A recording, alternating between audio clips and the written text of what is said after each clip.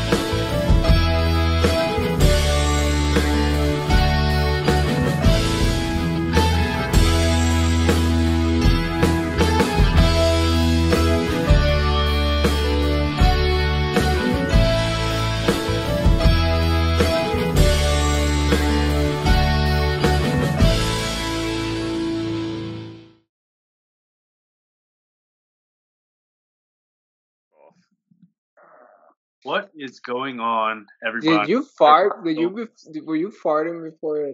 Was TJ, I like your glasses. They fit your face very nicely. Aren't they just the Dahmer ones? No, these aren't the Dahmer ones. Can we just leave that part out? Hey, this is the real beginning. Children of all ages, you are back with another episode of Flyover State of Film, and with you is me.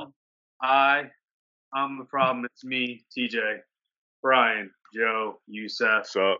T Swift, love y'all. Shout out to everyone who got tickets to the concert. I think, regardless of the movie, we probably should make the thumbnail all Taylor Swift for clicks. Also, Youssef, every keyword, just T Swift, Taylor.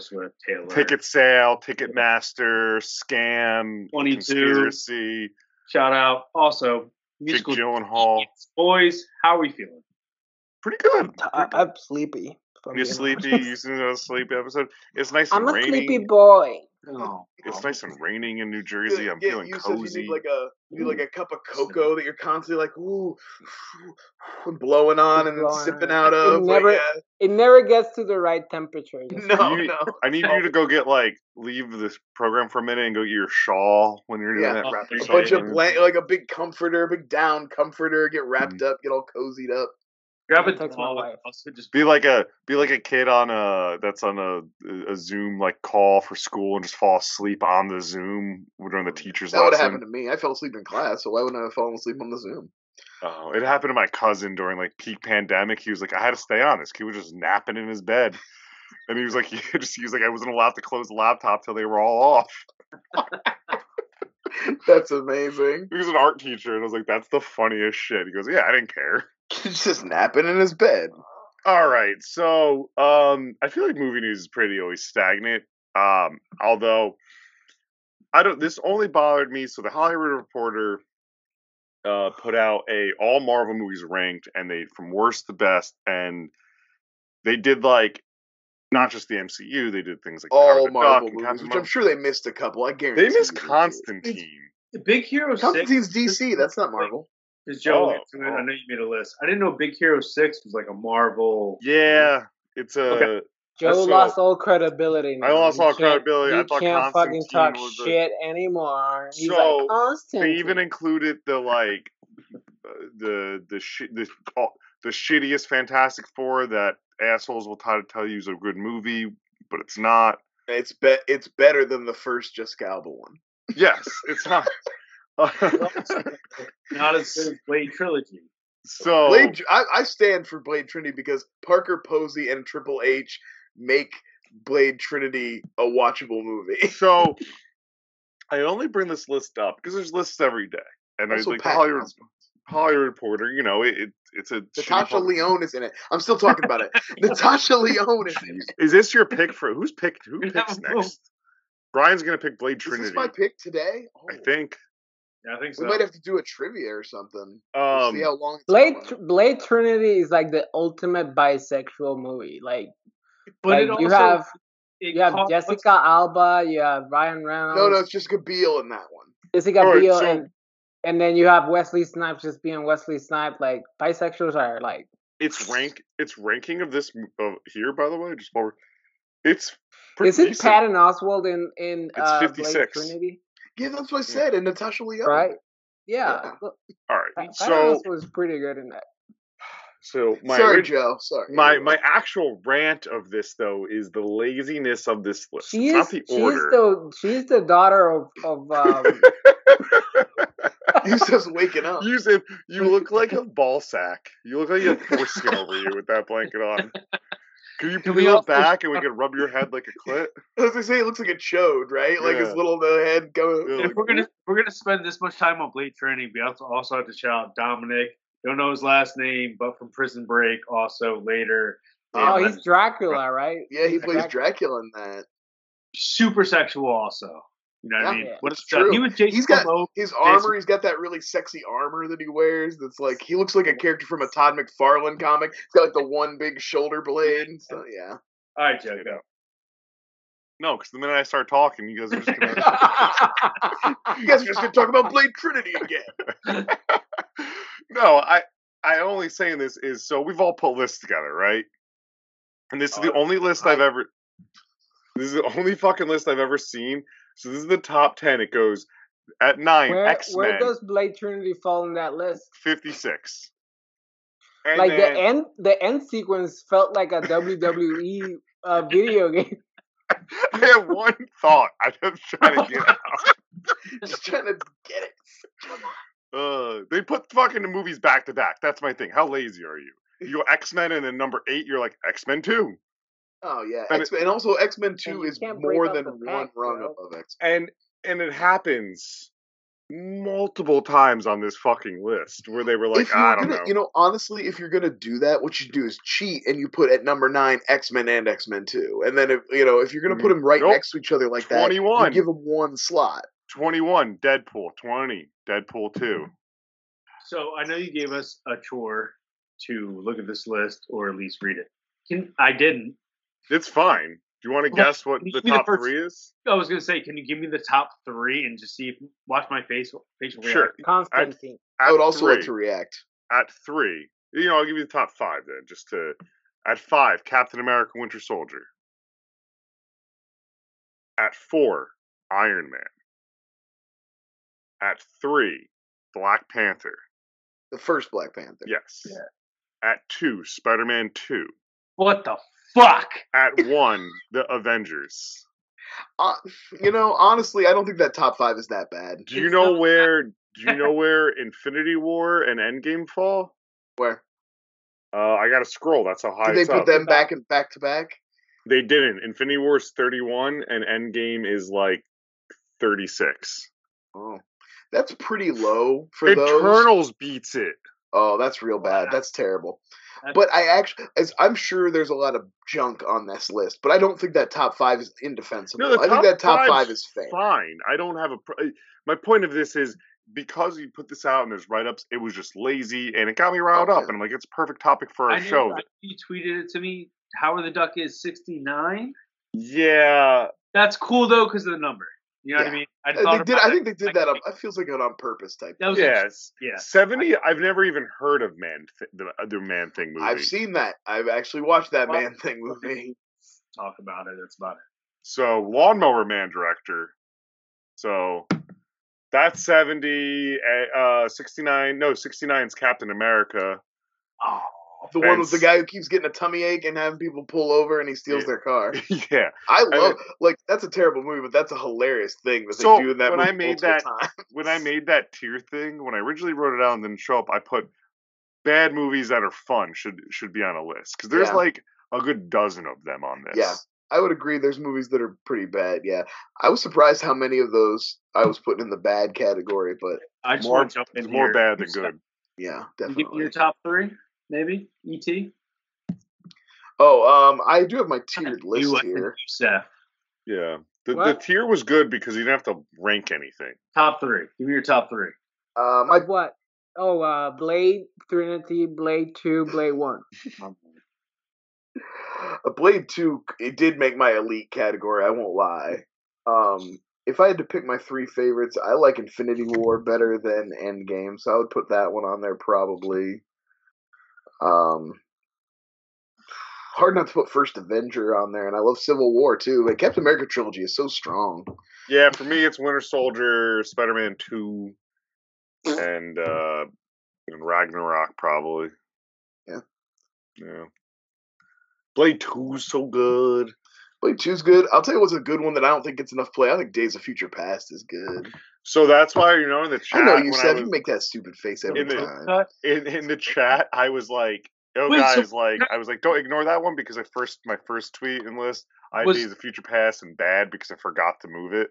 Was Logan on any of these lists? Yeah, Logan's in there. Okay, I was saying no one. I put that in good, I think. Yeah, it wasn't good. It wasn't great for me. See, I didn't have a great. Yeah, you had a great. I only had elite, good, average, bad, and trash. So. Trash. Now, trash. All the Fantastic Four movies actually are in trash. There's not a good one in the bunch. I got Rise of the Silver Surfer up into bad, I think. Spider-Man, The Amazing Spider-Man 2 is just, you can't convince me there's good things in that movie. Not even the Spider-Man 3. See, a lot of those I didn't like. I didn't get like. It's funny. I bet there's people who would look at mine and be mad that I said like things like Captain America or like Captain Marvel and Deadpool 2 are bad, but then be mad that I also said Amazing Spider-Man 2 is bad because it's not bad. That's not bad enough. You know what I mean? They get mad at me both ways. Yeah. I don't know. Our fans, they're bad categories. So, having said that, all of these motion pictures were adapted. From comic books, you say? From comic books. Oh, that's what you're doing. So, just in general, because we're covering Super Mario Bros. Which is Topic, which is a video game. I want to ask the guys, what are some failed adaptations that you want to talk about? I think it could be from comics to video games to books. First, I'd like to shout out the 10,000 podcasts that exist that are called Bad Adaptations. Shout out to all you super creative guys out there. Or, I've been seeing pop up movies that like what if movies, like movies that could have been. Oh yeah. Like failed film productions. Yeah. And it's like, how many times can we talk about the Shrek with Chris Farley? Right. Oh, did you know that Eric Stoltz was originally in Back to the Future? That's a new one. That's a new thing that I just heard about. Thank goodness you made a 4-hour video about it. Yeah, adaptations. What's funny is like we've talked about some really good ones. Like we've talked about like David Fincher adapts books really well. We've praised how he adapts. Gone Girl. I mean, and even ones like that surpass the thing they're adapted from, like Jaws. The book Jaws kind of sucks ass. But Stand by Me. Yusuf. That book was rough. The book Jaws was rough. You got a failed adaptation you want to bring this energy to? Yes, The Last Airbender. Oh, one of the worst. One of the worst of all time. M. Night Shyamalan. I'm not gonna do the Chamalama because that's also played out. That's racism, baby. Be original. Say his name. M. Night S. So the series is fucking great, man. I like the series. It's funny. Watched that. It has good action. It's very well paced. It's a classic hero's journey. And M. Night just took that story and decided to just fucking take a huge ass dump on the source material and film it in the most lethargic, boring, low energy, dimly lit, poorly acted way possible. Like I don't think there's any way that he could have shot it to make it even more boring than it was. Like it was flat truly and an incredible boring. feat by It was also like Jesse Pinkman. What's that guy's name? That was a star, right? No, it was Dave Patel. Dev. Kid from Slumdog Millionaire. He was like the bad guy in it. He was like the only real like name in it. There's a kid, one of the kids, I think the kid who plays the Sokka, was in Twilight, but that's not a. Yeah, no, it was. But like, him. It was also so poorly casted and like. Yeah, one of the bad guys was the guy from the Jon Stewart, The Daily Show. He was one of the correspondents. I was like, oh my god, you're right. Who's the fuck? Why is this one of the bad guys? What the fuck is happening? Spider-Man 2. The pizza delivery boss in Spider-Man 2. Oh yeah, okay, I know who you're talking about. I remember we finished watching all of Avatar and we were like, this was the best thing ever. And then we're like, this is gonna be bad, but maybe we'll enjoy it. And we watched that fucking movie as our like ending the series, like so bad it's good reward. No, it was just a bummer. Yeah, and it feels like somebody's like making fun of it. You know, like you're watching the actual product, and it feels like somebody like slow down the rocks when they're shooting the rocks on purpose just to make a GIF or to make a video making fun of the movie. But it's like legit the fucking movie. Like this is what's happening in the movie. All series, Aang, the lead character, the Avatar, his name is Aang. That movie comes out, they call him fucking Ong. Because M. Night was like, well, it's more like historically accurate. It's a fantasy movie. Yeah. There's no historical accuracy. It's more historically accurate about the people who have magic powers and ride on big flying dogs or whatever. I do like that he switched the races. He's like, you know what? It's not gonna be Asian people or Eskimos. It's gonna be Indians. We're the bad guys in this movie. Like all the Indians are gonna be bad guys. I was like, all right, I like it. We don't see that every day, so at least you did something creative. He is from Pennsylvania. No, he's from Philly. He's from. No, I'm not gonna make a joke. It could be edited and it could be misconstrued. No. If anyone's gonna make the joke, you can. So no, I can't. I'm not Rob Schneider. I cannot multi cross. You can do it. No. I stick to my race. Let me piggyback on what Yusef was saying for a second, and just like I don't know you say that. There's like an element of it that I want to pull out because of what I was gonna say. Part of what the problem is like you have this beautiful long-running series that is like contest time to tell a story, and then they're like, now here's a 2-hour movie, and we're gonna try and cram like as much of that in as we can, and not do any of it well. And that's part of the problem with basically all modern video game adaptation movies. Your Assassin's Creed, your Uncharted, your Tomb Raiders. They're already a cinematic experience. Yeah. And then to try to like, they're actually cutting it down and taking out the part that makes it so much fun, which is like putting you in the driver's seat. Now you're set back from something you've already basically experienced because most of the people who see this movie are fans of the games. And they give you like the highlights. Like I remember, I think it was the Tomb Raider one. When she was like jumping through the airplane, I think it was. I remember a like specific the sequence, plane wing or whatever. Yeah, or when she's in the water, and I remember those sequences in the game being like, oh fuck, this is such a fun, well designed action sequence, and then you see it, and they just shit it all over. Like it's just. Yeah. They can't even make or they just replicate it in a bland, boring way where exactly, you're just like, that's what we already saw. What are you showing me here? Yeah. Like, or they do, and they're hoping that like, oh well, but your grandma didn't play the game, so maybe she'll want to see this movie. But grandma doesn't want to see this shit. Or they do it the right way with Sonic when he's in the water and you get the music from the level and all that, where it's like it's done perfectly. But also when they do it to where Sonic has the animated angle to it, kind of like Roger Rabbit and all those other things. Shout out Bob Hoskins, talk about that in a minute. Like if it's a real life game, Assassin's Creed, Tomb Raider, etc., you just said, they just never get it right. Like I was thinking about like GTA. We were just talking about that game because everyone's playing different versions right now in the group. Free Guy kind of takes that GTA type of video. There's definitely elements there for sure. Like a GTA Fortnite hybrid kind of. So like even if we're thinking about the guy just brought up, Jesse Pinkman, I don't know his name in real life, Aaron Paul, right? Yeah, he did Need for Speed. Need for Speed shit. Like it just doesn't work when it comes. You know what was a really bad one that like I feel like is lost in time is fucking Prince of Persia. Oh yeah. And everyone makes fun of the white tea thing, but like that's just Hollywood.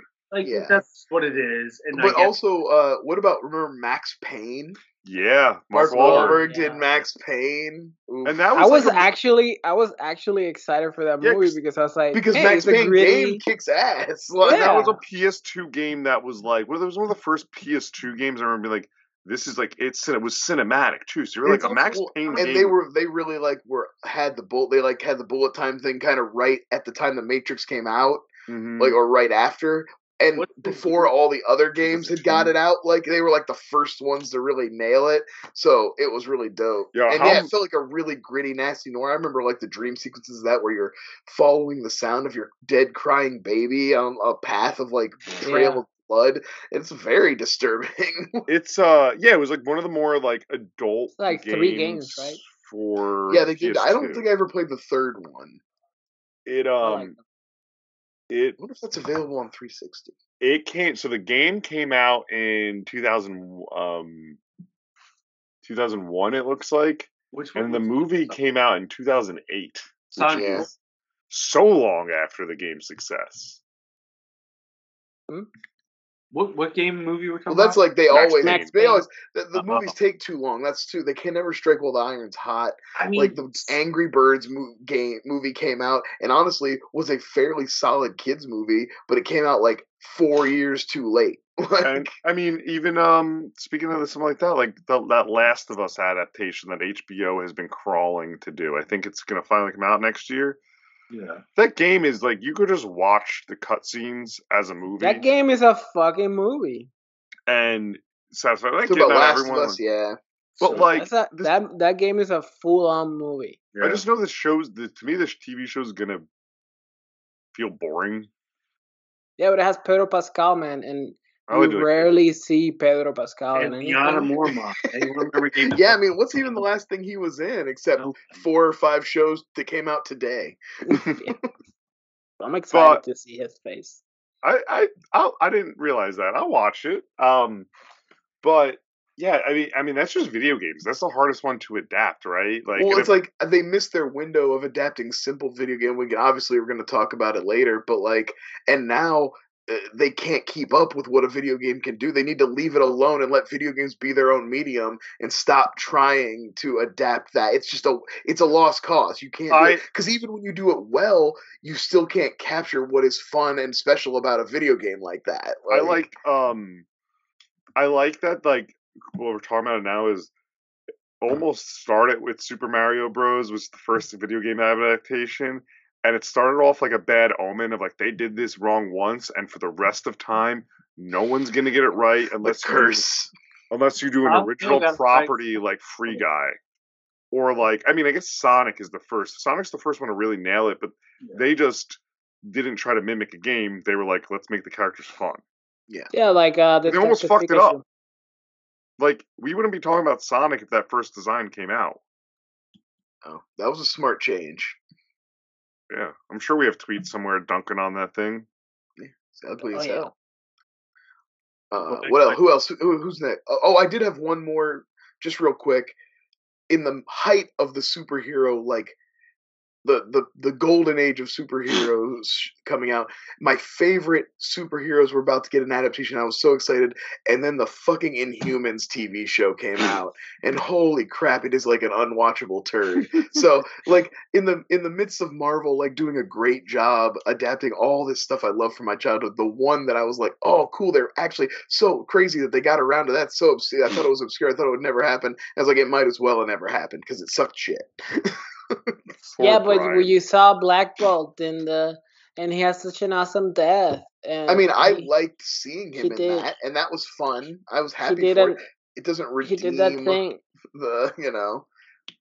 Doesn't fully redeem it, but I was happy.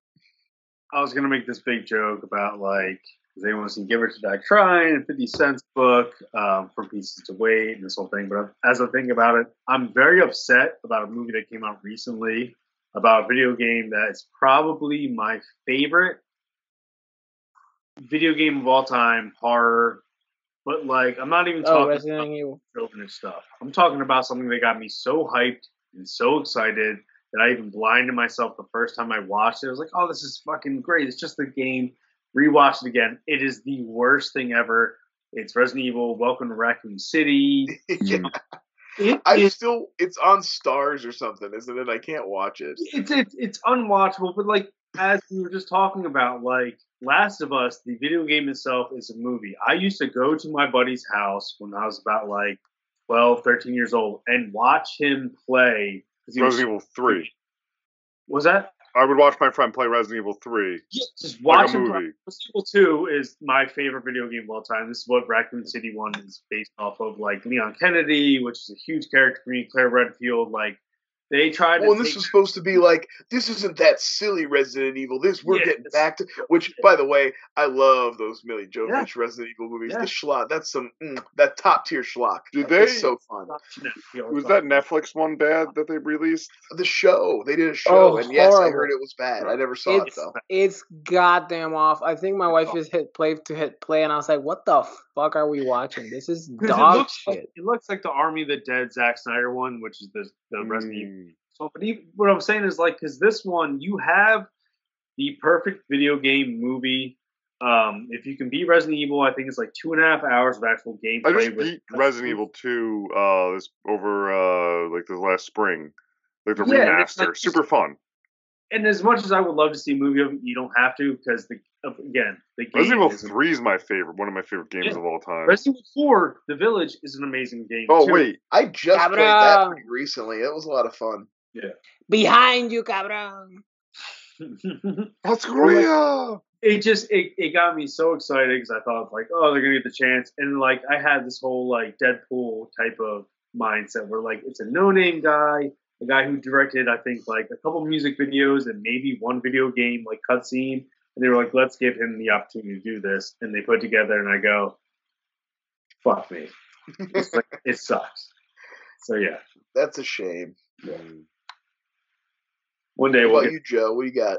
Anything? I did say Prince of Persia. It was actually my We did all kind of hang up on video games. Yeah. Anybody else got anything? Anybody got anything else? I mean, for movies, I remember there was a book, one of the rare books I read. It was Dark Places. It was from the same woman who wrote Gone Girl. Okay. And I believe, and I had to look this up real quick. She wrote the book Dark Places, and it was at the time, it was like right after Gone Girl, and it was this movie about like trauma. It was this book about like her mother's murder and like trauma and having a mystery, and the movie's gonna start Charlize Theron. I was like, this would be really good, and the author did the screenplay this time of this one. And obviously David Fincher wasn't making the movie. Right. That's a big part of it. Just a steaming pile of fucking shit. Like Charlize was like the wrong casting choice. Like, and that's why I normally don't get hung up on. Like, I hated the people always were like, the Harry Potter didn't match the book, or like I hated those. Like I like my movie to be my movie, and I like my book to be my book. That's why, like, if I like a movie, I probably won't read the book. So I'm like, I just like I have this. I don't necessarily want to experience that version because I had a thing where I read A Time to Kill and I watched the movie, and even though the movie's good, I got hung up on differences. Even like the movie's great. That made McConaughey's career like that was a big one for Sam Jackson too. I hope they did. I hope they deserved that. I hope they burn in hell. That was a huge. And I just remember like it wasn't that it was bad or wrong or either of them, but it was like changed my perception of it and kind of like fucked it up a little bit for me. And I couldn't help but think about the book. And I was like, so I don't like to do that. I don't want to cross the streams like that. I couldn't stand James and Peach. James and Giant Peach adaptation. Thank you. I lost my. Yeah, dude. That adaptation hits poorly. I would say Roald Dahl has like probably some of the best ones. Yeah, he's got some solid ones for sure. You know what I mean? But I'm sorry, Joe. No, I completely while Brian was talking, I had a thought of an adaptation, and it completely escaped my brain. So we could just move on. We're killing Joe here. We're just not respecting him at all. No, brutal episode for Joe. It's all good. All right, let's get to the chopper. Yeah. Is that a new topic? Topic. Comedy. I'm tired today. And I was lazy today as well. Yesterday, when we were talking about topics, I was like, I'm just gonna Google quotes from Arnie's popular movies, and people are just gonna guess what movie it is. So more than likely, this is gonna be a speed game, since most, if not all, his quotes are pretty fucking popular, and we've established that all of us are pretty big Arnold heads here. I'm just waiting on. T, you ready? You good? All right. So finishing the quote name. I'm gonna finish the quote. I'm gonna do a bad Arnold accent. I'm gonna say name that movie. You're gonna say your name and say the new movie. No character. No character. No. Any questions? I think it's pretty fucking straightforward.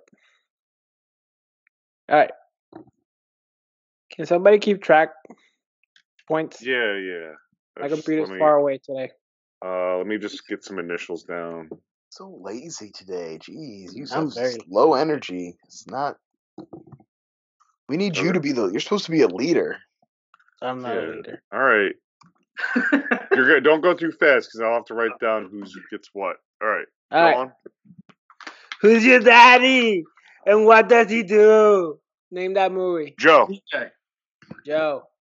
That is Kindergarten Cop. That's correct.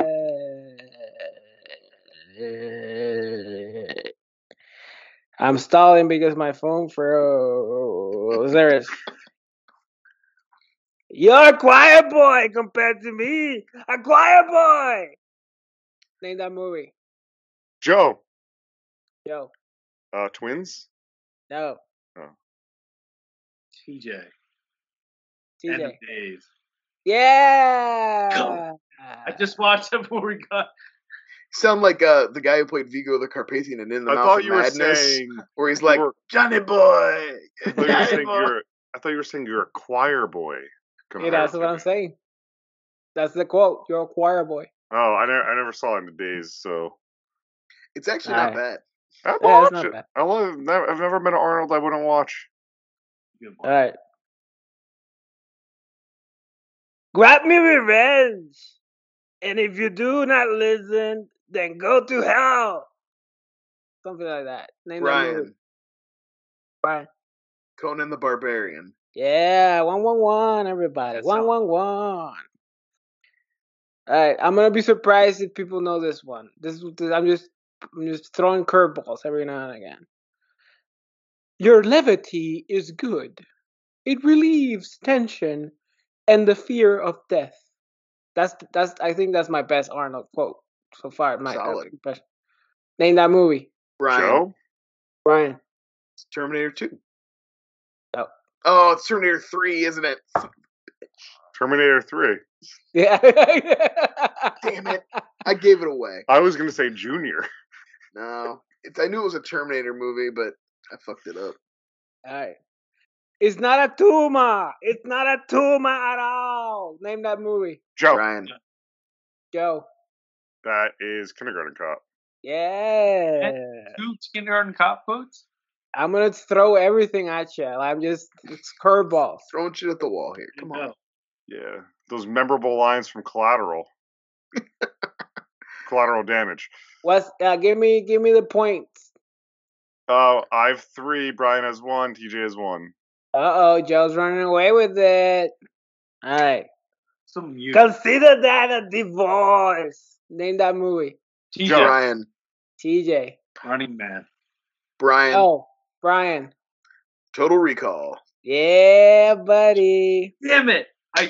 I flipped them. Darn. I'm back in it. You have to remember something. Everybody pities the weak. Jealousy you have to earn. Name that movie. Joe. Pumping Iron? No. TJ. Conan the Barbarian. No. Conan the Destroyer. No. Brian gets a guess, right? And then we just call it a wash. Can I hear the quote again? Oh, come on. And then the last one. Fuck, it froze again. I know a guy. I won. Oh no, it's over. No. I'm back. I'm almost there. I got it. Man, I got it. I forgot I still have the Max Payne Wikipedia up to my right, and man, that movie poster is so fucking corny.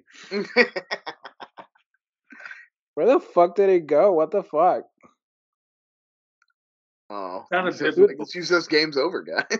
Dude, this fucking website is dog I'll do shit. one. Okay, guys, get ready. Get to the chopper. Okay. You have to remember something. Everybody, pity is the weak. Jealousy, you have to earn.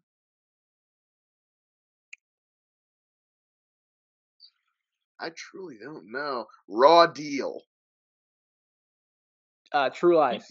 No, that's True Lies? I do not remember that line from True Lies. Yeah, that's when he's talking shit to this guy. All right. Here's Sub-Zero now. Plain Zero. Name that movie. Joe. Joe. Batman and Robin. No. Commander. No. Is that a movie? That was an easy one. Fucking no. Here is Sub-Zero now. Plain Zero. Good. Batman and Robin. Yeah, I think Joe's got it, right? It's Batman and Robin? It's Running Man. Oh, I don't know. When he kills Sub-Zero. There's no easy quote from Running Man. No, there's no easy quote. And I've also actually only seen Running Man once. It's one of my blind spots, my Arnold blind spots. Pretty fucking good. I mean, it is good. I was very happy once I saw it. I was like, I was kind of mad at myself. I bought the Blu-ray at a grocery store like 10 years ago, and it's a good find. I eat green berets for breakfast, and right now I'm very hungry. Name that movie. Brian. Fuck. Brian. It's Commando. Yeah. All right, Brian and I are tied. I also kept calling Commando Commander, so. All right, Brian and I are tied. TJ, you have won. Thanks. Come with me if you want to live. Name that movie. Joe. TJ. I mean, there's so Joe many. was faster. Terminator 2. Terminator 2. Or, I guess he probably says it in a couple of the Terminator movies, actually. But that's the one. Okay. All right.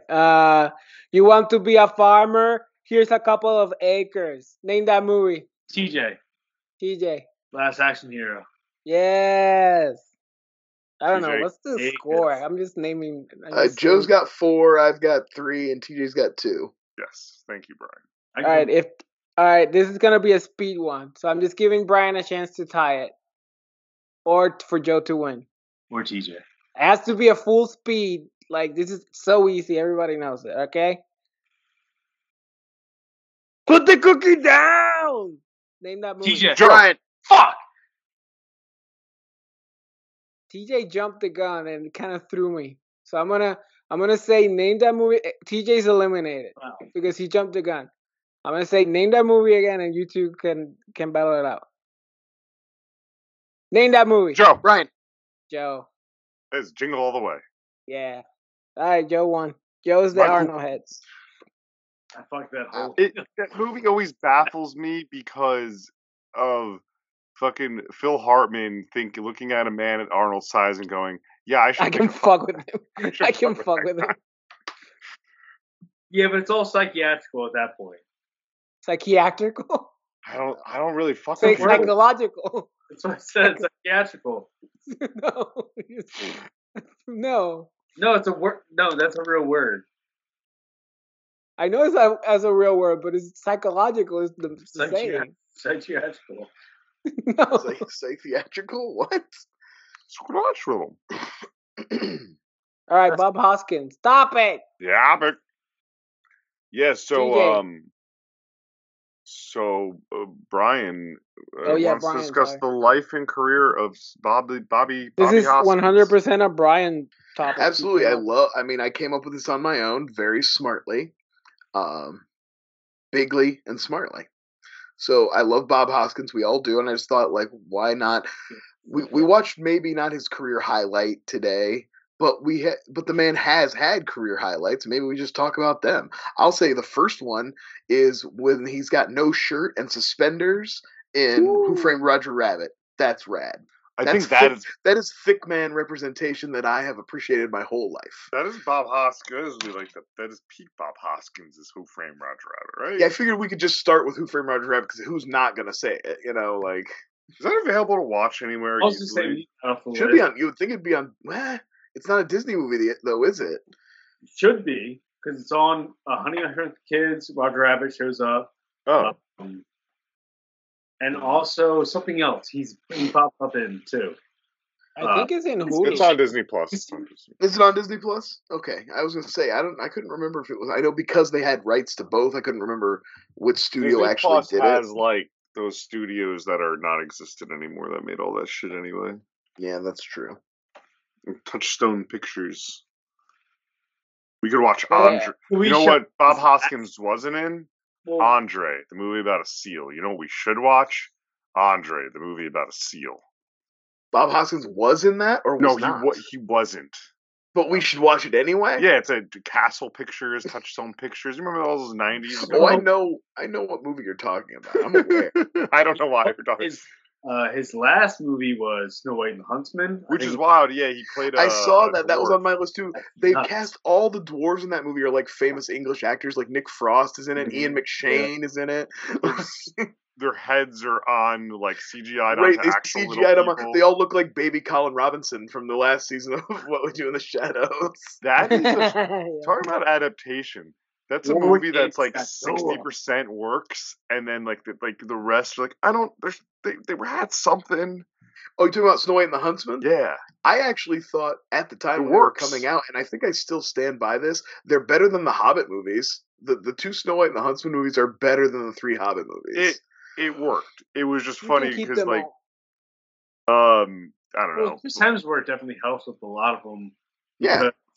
I think they were just like serviceable fantasy movies. I don't think they just were anything special. Okay, that was also his first movie since Thor too, where he kind of has like more of a human role compared to like Thor Ragnarok and the rest of the movies. But I feel like Taika was like, oh, I can see with you because Nick Frost worked Taika, and I think two other of the dwarves in the movie were just actual people worked with Taika in other movies like the Sam Elliott one with him and the kid. Hunt for the Wilder People. Yes. That's a good one. Stuff like that. None of them hold a candle to Yusef's favorite movie, though, Thor: Love and Thunder. I liked it. That fucking movie sucked. It made. I'm sorry. It only made it to bad, not to trash. I had a nice time with it. I didn't have a bad time with it. There's lots of movies that I put in the bad category that I had fun with. Yusef, I think this is the only movie we agree on that shit was garbage. So, I'm glad Brian picked or didn't pick this Bob Hoskins topic because I've just discovered on IMDb, which I'm going to run to watch, another terrifying adaptation of Pinocchio he did in 2009 where he's Geppetto. Is that the one with there's two. There's one with Elijah Wood and there's one with Jonathan Taylor Thomas. I'll just share. I'll do what we've been doing recently. I will share my screen so you can see. Yeah, let me see that bad boy. This fucked up shit. Is it gonna put us? I thought it was gonna put us like in. Oh, okay. So it's like is it like a dramatic Pinocchio? It's a mini series. I'm so tiny. Look at me in the corner. But how terrifying is that Pinocchio? And then Bob Hoskins looks like a fucking snack. Oh, that's from Game of Thrones. That's the really pale kid in the background, not me. Yeah. Oh yeah, you're not wrong. So this is 2009, one season. Pinocchio. Hey, I liked him. I liked him in Brazil. If I'm being honest, I know that not everybody here liked that. I don't remember him from Brazil, but I bet he was good in it because he's good. He's the shady. He's part of the duo that's the shady repairman people. Well, okay. Right. Do any of you remember when we had the Netflix? And he's pretty good in Hook too. We watched Hook. Oh yeah. You remember that? Sorry, TJ. What was it? Do you guys remember we had the Netflix party thing? We watched Hook together. We watched. Oh yeah. Shut up, Bob Hoskins. It's me. Yeah, absolutely. That's probably his best role outside of Roger Rabbit. Well, he's got some dramatic work that we're probably just not familiar with. Like, he was classically trained, so I'm sure he's got some movies that we didn't. Yeah, I got it right here. I mean, yeah, look at a lot of TV pre-80s, right? Well, and also my wife would be mad at me if I didn't mention Mermaids with Cher. That's a big one. Wow. He's great in that. Anybody remember Unleashed with Jet Li? Yeah, of course. Mm-hmm. He plays the bad guy in that one. He's the one that leashed him. Whoa. Wait. Whoa. Really? You blew my shit right there, because I love that movie and I'd never ever put that together that was him. Yeah, he's like the guy who trains Jet Li. He's the one that leashes him. He unleashes him, yeah. And then unleashes him. Fuck. He's also wonderful in Made in Manhattan. He's very nice to Jennifer Lopez, and I remember him in Made in Manhattan. He worked in the building. He was the head. What the fuck, man? Why do people remember Bob Hoskins? He was the head. He's the head butler. He's like the same way like Brad Dourif did it. Same way. Yeah, I said he worked in the building. Flipping movies. He ran the building until after you really know about him. So he's a chameleon. That's what being a character actor is all about. Yeah. I wanted to mention one of my favorite underrated Ben Affleck movies, Hollywoodland. He's great in that. He plays Diane Lane's scary husband that she's banging Ben Affleck on the side. He's a rich, scary Hollywood guy. He was in one episode of Frasier, guys, so he did hit it big. There's a girl. Hey, Brian Cox is on Frasier. I mean, come on. A lot of people are. Star making. No, but Scramble you're eggs, right. baby. He's the definition of the character actor right here. I mean, Hook is, I think, the all-timer for me. Smee. No, it's Roger Rabbit. Yeah, both of them. Roger Rabbit, because it's a bigger role, will take the as far as I'm concerned. But he's great as Smee. Though when he's at the very end, what about Smee? What Smee's me? I love that bit. He's so good. He has a good interaction in that with the Glenn Close fucking other person. The pirate. The pirate. Glenn Close pirate. Yeah, they got a good interaction. You know what he should have played and he never did? Or at least I couldn't find it. He would have been a great Santa Claus. He wasn't? Absolutely. He would have been a very good Santa Claus. Yeah. I thought he was the Santa Claus in Fred Claus. No, that's Ed Asner. No, it's not. It's Ed Asner. That's Paul Giamatti. Paul Giamatti. What's Ed Asner? Ed Asner. Ed Asner's Elf. Ah, there you go. Okay. I don't know why. I think I just mixed. How dare you misconstrue those two equally good classic movies? You'll never be on the fucking Schmodown, Brian. Yeah, I only watched Elf. Guess who still has a show and who doesn't? That's why you never made it to the big leagues, Brian. No, Joe nailed that one. That was good. Yeah. All right, are we going to move on to... Yeah. Let's Super Mario it, baby. We're ready to... So give a synopsis of the films. You guys all know about 1993, Super Mario Brothers. It's the video game. Give a synopsis of the film. We're going to just probably talk about it. Does this have a plot?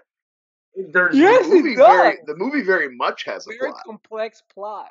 Yeah, okay. The movie arguably has too much plot. It's just noise. They fucking took the most simplest video game and decided to create the most complex and over convoluted fucking plot that I've ever seen in a movie. It was just a fucking a plumber trying to save a princess. That's all they had to work with, and they just built this fucking universe out of nowhere. What I love is... I'm going to give myself... Hold on, Joe.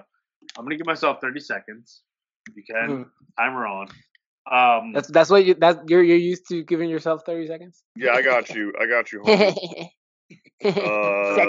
Start it now. So basically, this movie takes place in New York, essentially. In Brooklyn.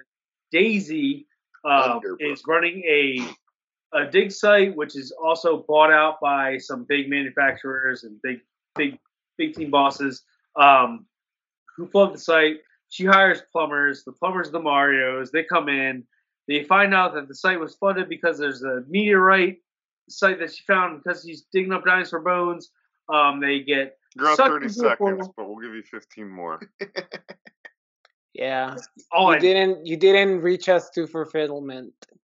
Regardless. Classic TJ. And people get sucked in. Disappointing 30 seconds. We didn't reach the point. We didn't even get to the climax. Exactly. I was about to bust. Hold on, wait. Brian, did you finish? Joe? Buddy, I didn't even get blue balls. That's how little you teased me.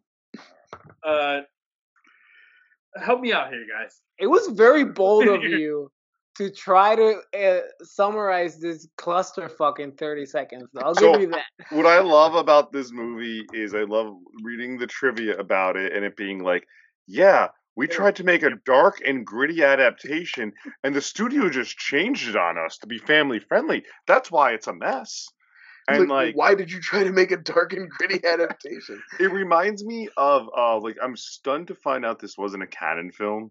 Yeah, and it reminds me it's got too much set dressing to be a canon film now. It reminds me, if you ever read anything about the He-Man Masters of the Universe movie, where if you watch that, the directors were open like, yeah, we just wanted to make Star Wars, so everything's a really poor Star Wars ripoff, which is like He-Man running around. This is what this feels like. It's like, we wanted to make Mad Max, but that's what I gotta say. This might be a hot take, but I think this would just be like a serviceable, like late 80s, early 90s kind of straight, like sci-fi kids movie if you just pulled the Mario shit out of it. The problem is Mario? Just leave the weird, just have your weird dinosaur movie about de-evolving and de-evolving humans back into dinosaurs, and leave poor Mario out of it. Just do something else with him. I just wish, honest to God, that I can. Like, people tell you, like, oh, I want to time travel to kill Hitler. And I was like, cool. But I want to time travel and just sit at the pitch. Like, when they're, like, crafting the fucking movie. Because the things that and it's like, oh, okay, we have the bad guy. So what if he was, like, a germaphobe? Okay, that's cool. Okay, keep him coming.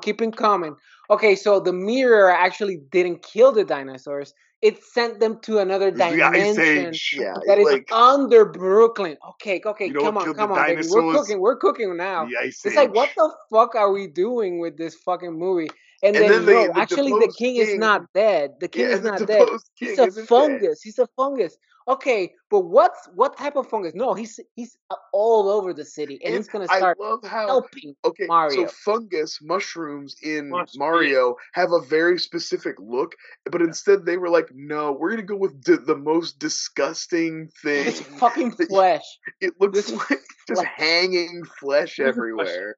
The only thing that came from so obviously, video games, movie. If anyone's ever seen this, two completely different things. The only thing I noticed in this movie that is anything remotely like each other are the bombs.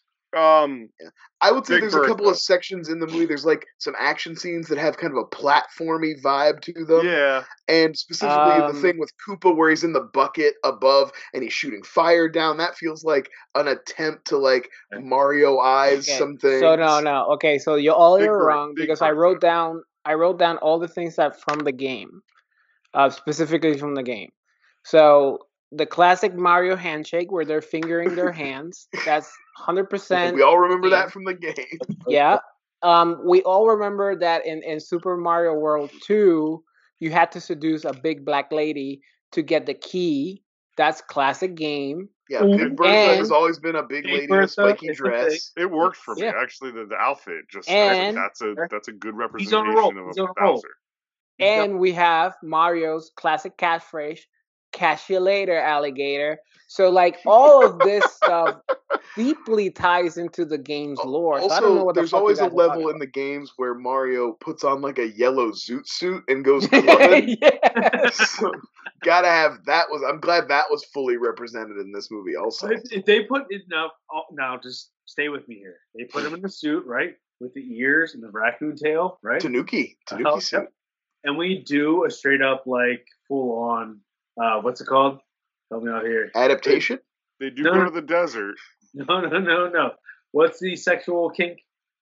Oh, furries. Bondage? Thank you. Furry. We furry them up. We went all over in this entire movie. Let's not forget about furries. Yeah, like if this movie's version of the Tanuki suit would be like the guy in the dog suit from The Shining. That's what this movie would do with the Tanuki suit. Try with talk too, because in Super Mario 3, you go in the boot, go on top of the plants that eat. Yeah, so he does have the big boots, which I guess could be a representation of and he bounces on the mushrooms too, which is another thing that it's like they did. I do feel like there was an attempt to adapt some things from the game to their weird movie, but clearly their pre-existing idea was what was most important to them. Yes, and it's pretty wild that the world itself felt very primitive, right? The cars are really complicated as well, but the clothes, the atmosphere, everything felt like the kind of steampunk vibe. Like a shitty Blade Runner. Yeah.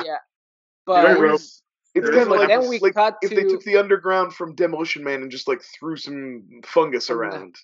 Yeah, they gentrified it a little bit. They gentrified Demolition Man's downtown. But they go to fucking Koopa and he has this machine that he can evolve, devolve, or set to normal, wrinkle free, quick dry.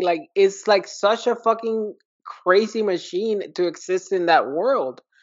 Why did we add that to this fucking story? It's also crazy that Yoshi is just a fucking real looking raptor. It's just like a dinosaur. I think the one character that got the short end of the stick was Toad. They just fucked him over. They immediately made him, and I love the idea that Goombas just became a totally different. They're we'll take a name from the game and just slap it on whatever these are. It doesn't mean anything.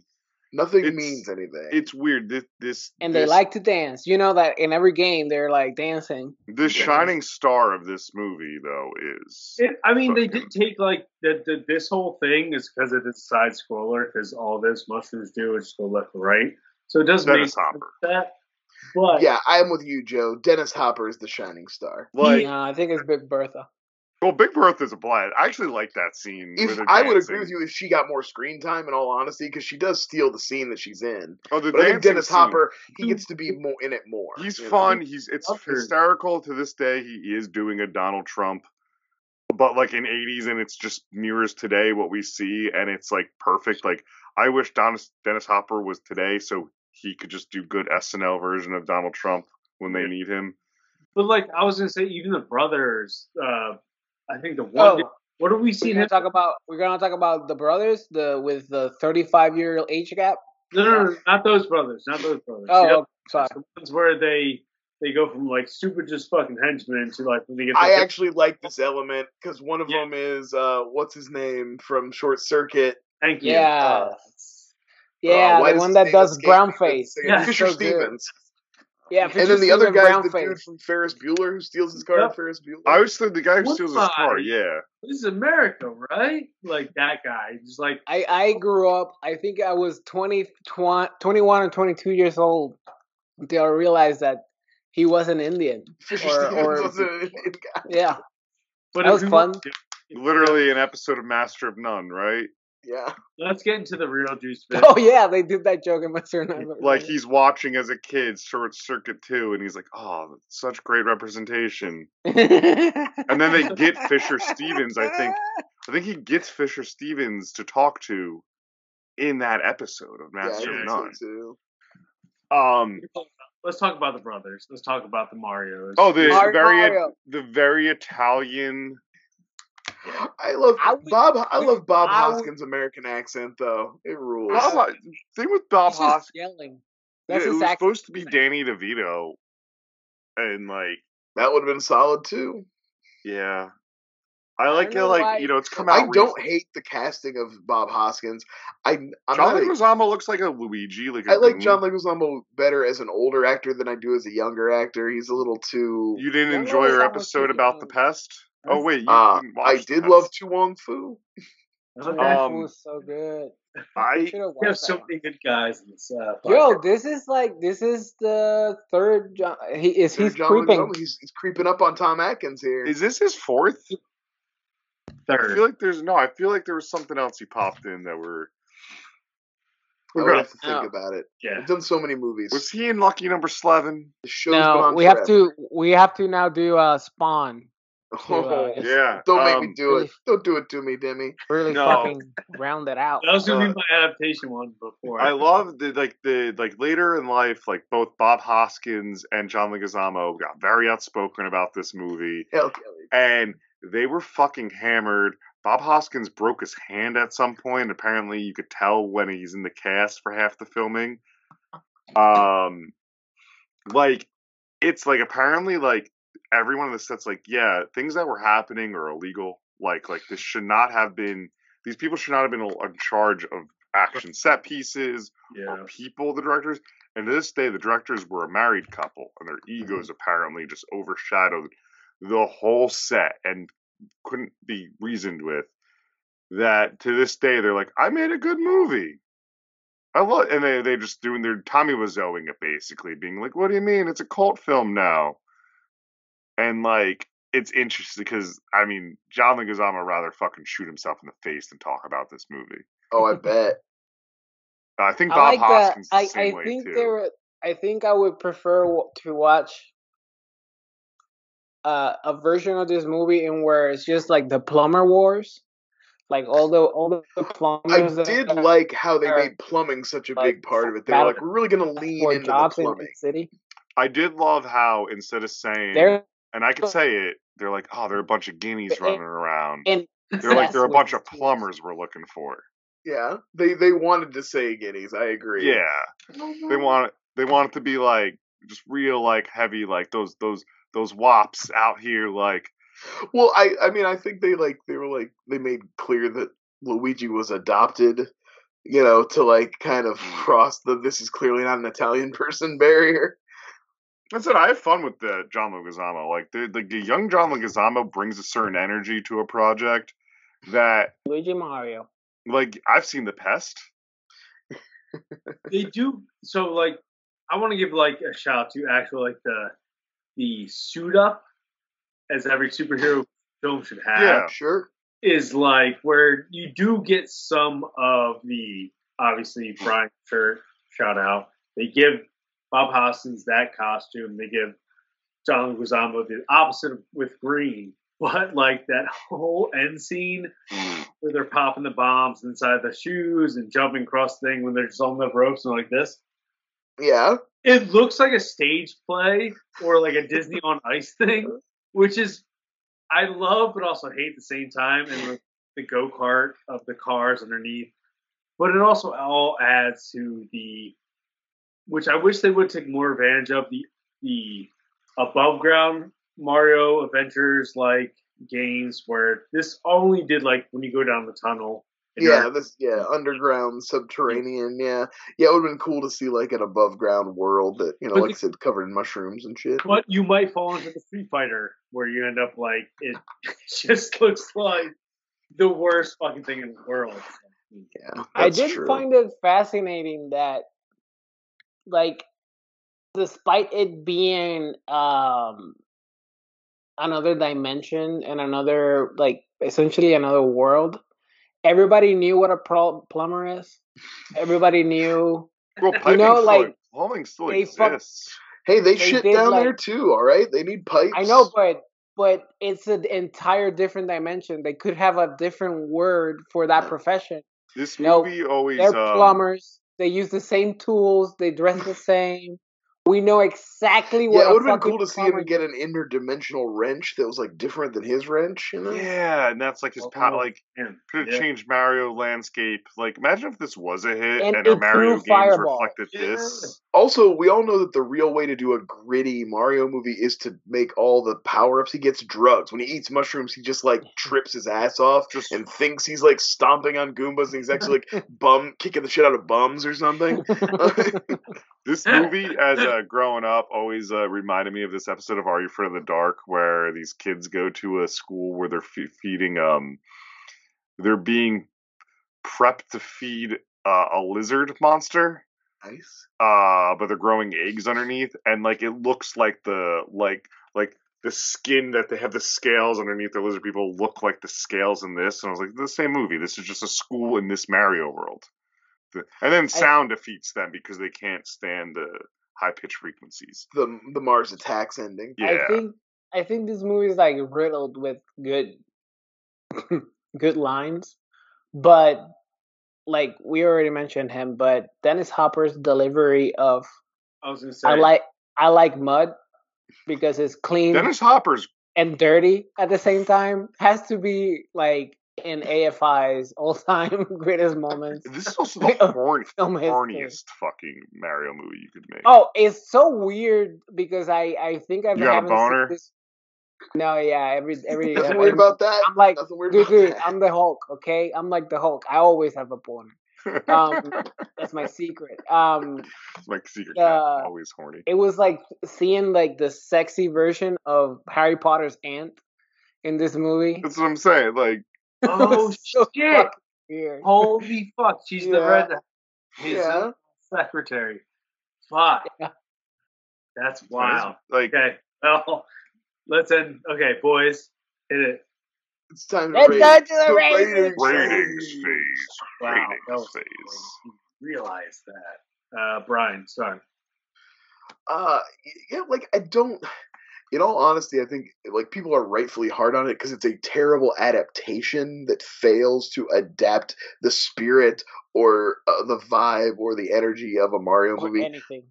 But then there are like weird things that I like about it, and I think like if you had stripped that out and this was just a movie about some regular dudes from New York who fall into a weird dimension and the plot is basically just what the plot is. Halloween 3 effect. Yeah, and you leave out all the Mario stuff. It probably could have been a serviceable like late 80s, early 90s sci-fi kind of like a, you know, I don't know what would be comparable, but I think it would have been all right. I think what makes it, I think what makes people hate it is that it fucked up a thing they love. So I would give it like Last Starfighter. I think I'm thinking of like a. I'd give it like a 4.5. I think.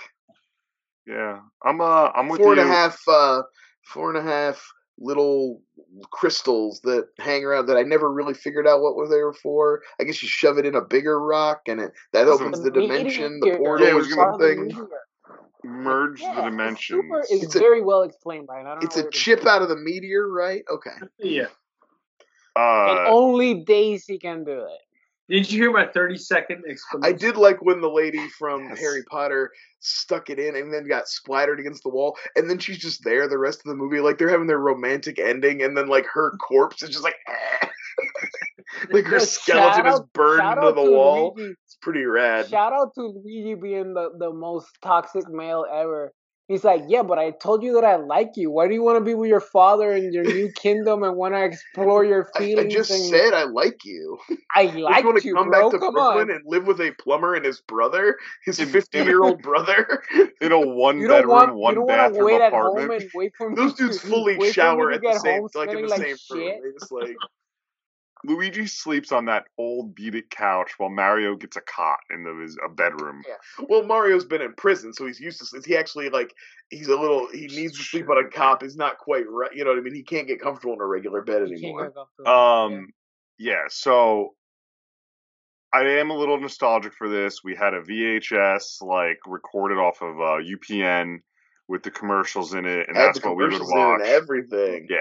And that's the one we would watch.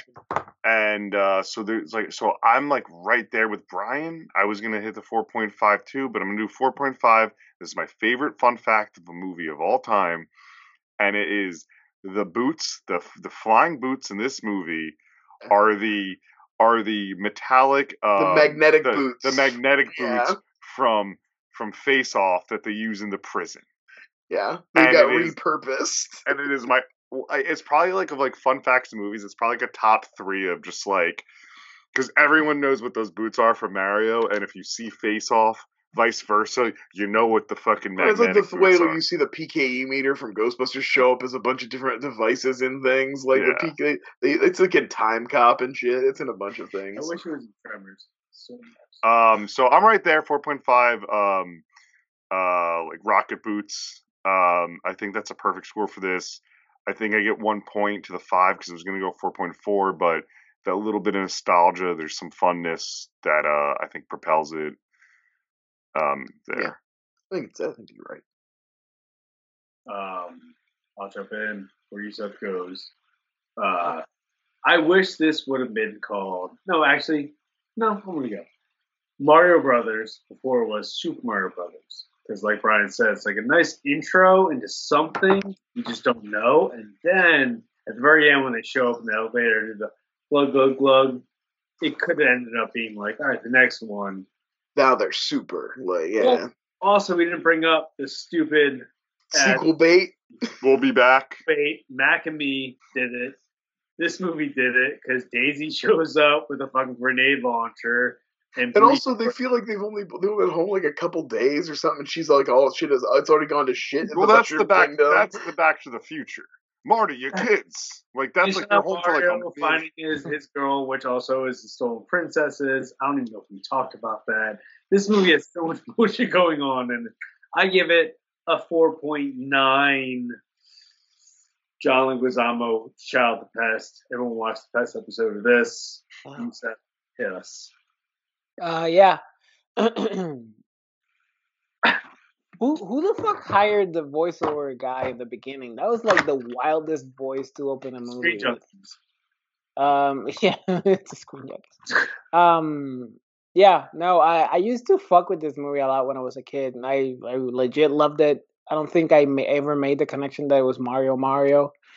Yeah, it's not good, but it's not horrible. It's not great. It's not bad. It borders on good bad, but it doesn't get there. It teeters the line. It's like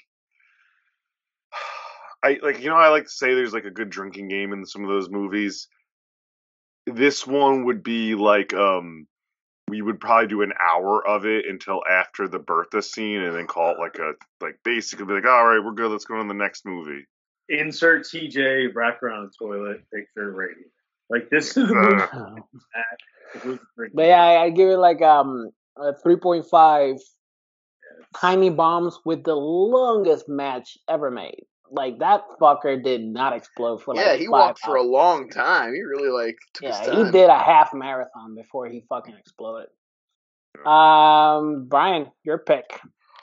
Ooh, well, we have enough time. I got so many picks. I thought we could maybe do a real quick little round of trivia. First, so you can say the winner can pick a. I have some categories, and then I just want to fall asleep, Brian. But do another small little round. All right, just quick. Yeah. Come on. We only been at it for like an hour and a half. Yeah, let's do it. This is light flyover work. This is light flyover work. Do it. Just. I'll list. What animated film? I'm gonna start with this. What animated film features the voices of Pitbull? We're screaming our name. Yeah, just say your name. That's how we always do it, right? Name that movie. Scream the name. Do I have to? Yeah, when at the end of the question, I'll say, "Name that movie." Mm-hmm. Okay, fair enough. And then if nobody has any idea, I also have multiple choices. But I'll give you a shot first. What animated film features the voices of Pitbull, Steven Tyler, and Beyonce? Yusef. What is it, Yusef? Well, you didn't say name that movie. Yeah, I forgot. It's okay. Sing it. Nope. TJ. What was it, TJ? Sing. No, it's not sing. Joe. The Emoji Movie? No, it was something called Epic. Anybody remember Epic? Yeah, I do remember. That's the one, the guy with the mic, right? No, I know the movie. I know the movie you're talking about. It's very forgettable. It's very forgettable. I think it's an Illumination movie or a magic movie. It's like it's George Lucas's studio. It's one of the few movies they put out. Okay. I think I kind of remember that. Yeah. I don't know why anybody would know this. I love this. It feels like this. Who voices Ginormica in Monsters vs. Aliens? Joe. Joe. That is. Isn't that Reese Witherspoon? Yeah. It is Reese Witherspoon. Yeah, you got one. I thought you know what? That's good enough. I think one right answer is enough to get us to the second part. Joe, I'm going to give you 4 topics. Okay. Pick one of these topics. Bullshit. Pick one of these topics. Okay. Prestige pseudo-history. Period horror schlock. Original superhero movies. By original, I mean not a DC or a Marvel, like something created for a movie. Mm-hmm. Early Flyover sequels. These are sequels to early movies we did in our Flyover run. Early Flyover sequels. Okay, I thought maybe. Blade Trinity. That is such an appealing. Interesting, right? I thought Yeah. Oh, no. Like horror schlock, we can do that every week. Of a full show. Period horror schlock, which means it takes place, like in the past. Yeah. Blade Trinity. All right. So let's get a couple more questions. Let's get a question here. When Barry learns that people are profiting from honey in B movie, who does he sue? Joe. I heard Joe. Ray Liotta? Okay. Yusef. What are you going to say, Yusef? Humanity. Technically, the question is the human race, they say here. Ray Liotta is the head of the company. Yeah, Yusef gets the question there. I think that's, yeah. All right. 1 point to Yusef. Nope, those ones are too easy. I mean, I should get 1.5 points for being so generous, but... No. What city was the Ark of the Covenant found in Raiders of the Lost Ark? TJ. Yusef. TJ.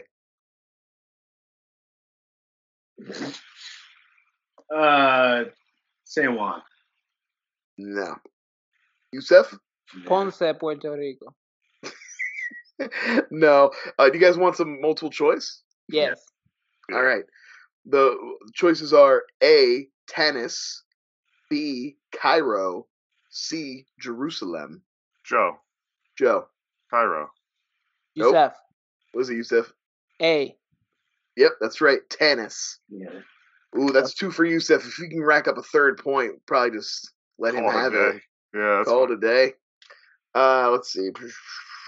That's too easy. No. I love this trivia game that you were bought because it has provided us years of it's just terrible. It's awful. Well, it's all over the place with the level of questions. Oh, that's the thing. There's so many that are too easy that wouldn't even. There's not a challenge. There's barely even a question there. Come on, hit me. I got one. True or false? Halle Berry was the first African American woman to win an Academy Award for Best Actress. False. True. It's true, Joe. You're right. Because it was Hattie McDaniels, but that was a supporting actress. That's supporting. That's right. That's why I thought it was false. The 2015 movie The Dressmaker, starring Kate Winslet, takes place in which country? Yusef. Yeah. Yusef. England. No, sorry, man. Scotland. Israel. Do you guys want? How about some multiple choice? Yeah, I don't know. I've never heard of this movie. I know. This is gonna be I know. United States. She's in New York. All right, we'll move on to get another question out here. What was the name of Patrick Swayze's character in Ghost? TJ. Tim Allen. Donnie. Goddamn son of a bitch. Is it A, Sam, B, Bob, C, Tom? A, Sam. Damn. Yeah, it's Sam, Joe. Damn, you tied it up, Joe. Imagine a lead named Donnie. Oh, Donnie, love me. Donnie. I could never imagine, fucking Patrick Swayze being named Bob. Here comes Bob, and fucking Patrick Swayze shows up. Hey, my dad's a Bob. This is an easy one. This will be more of a speed round, so, get ready. Which actor played the role of God in 2007's Evan Almighty? Joe. Yusef. I heard Joe. Morgan Freeman. It's Morgan Freeman. I'm going to give it to Joe. Let's see what movie he got us from a sequel. This is a sequel to a movie we did a long, long time ago. We are watching Urban Legends Final Cut. I own it. Great. Fuck me. The movie's actually not bad. Do you guys want to know what the other options were? What? Blade Trinity, man. Blade Trinity did not make my list. For TJ, I had Return of Swamp Thing, and for Youssef, Once Upon a Time in Mexico. No, so shout out to everyone who ever watched Flyover to the film. Return of Swamp Thing is our very first episode. So we've already done it. No, I thought we did regular Swamp Thing. We did Return of Swamp Thing with Heather Locklear. Yeah. Well, we would have done regular Swamp Thing, though, once I figured that out. I'd be like, fine, then we're doing prequel. Oh, God, imagine going back to... We should all implore ourselves at one point to watch that first episode. Probably not. Really? Yeah. I don't even want to watch this episode.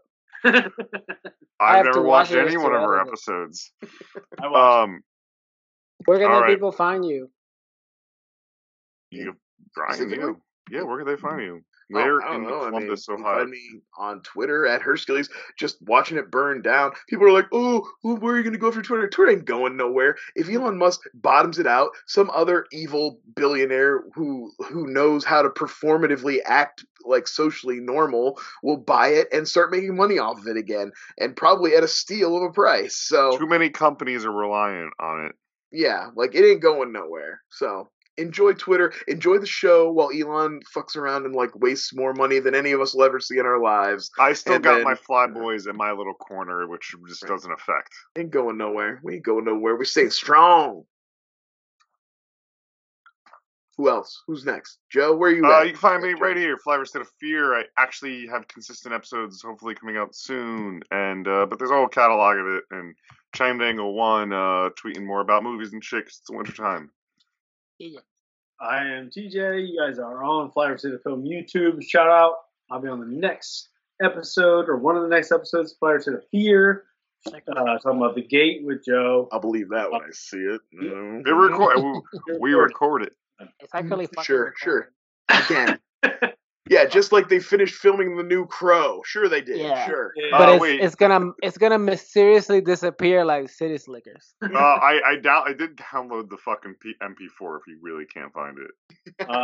Also, we're gonna be starting a new gaming channel, Flyover City Gaming, on Twitch. That'll come out soon. Joe. Is that real? I didn't know that was real. Well, it's not real till it's real, but yeah, it's real. There's someone in your closet, Joe. Ah! Oh, you just scared the hell out of me. You scared me. I don't like that. I mean, I'm just saying. I don't like you, TJ. Stop. Bye. That was a good one. Is that it?